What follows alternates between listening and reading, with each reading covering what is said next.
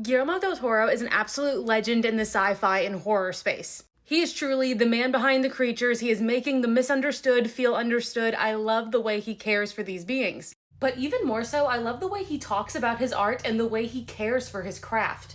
Some of his works are up for bid now on the Heritage Auctions website, and I'm partnering with them to tell you guys about it. There are so many different pieces that he has put towards this auction that I think diehard fans will really appreciate.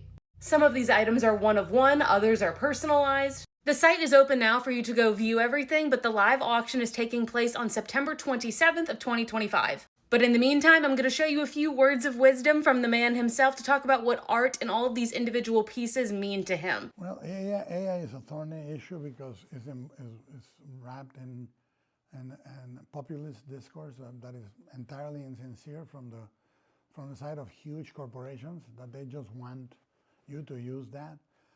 So it's very hard to explain that if I run the 100 meters faster than Usain Bolt, but I'm on a Vespa, what's the point? You know, I think that the other problem, in my opinion, aside from the ethics of copyright and creation and all that, is that you're processing things that are finished. Let me digress for a moment. If I have 3 sculptures of the same character, sometimes I have 20 of the same character, be it Mickey Mouse or Hedorah from a Godzilla film, whatever. The funny thing is each of them is very different than the other because they were made by a human hand. And each of them have a little bit of the personality of the person sculpting it, you know. And they are the color job is different, the shapes are different, and you can say this is a little more twisted or a little, you know. And there are nuances that come from that person bringing their entire life story to that thing. It's like a song.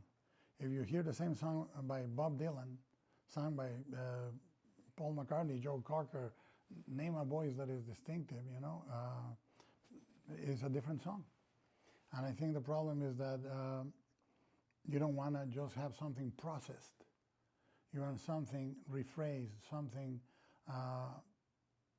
that goes through your pain, your songs of experience, songs of innocence, you know, moments of loss. All that comes through the human voice and the human hands and the human eye.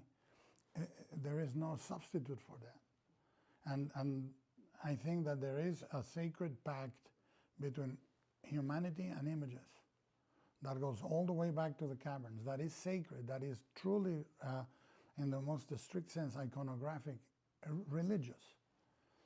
And to break it and say that, to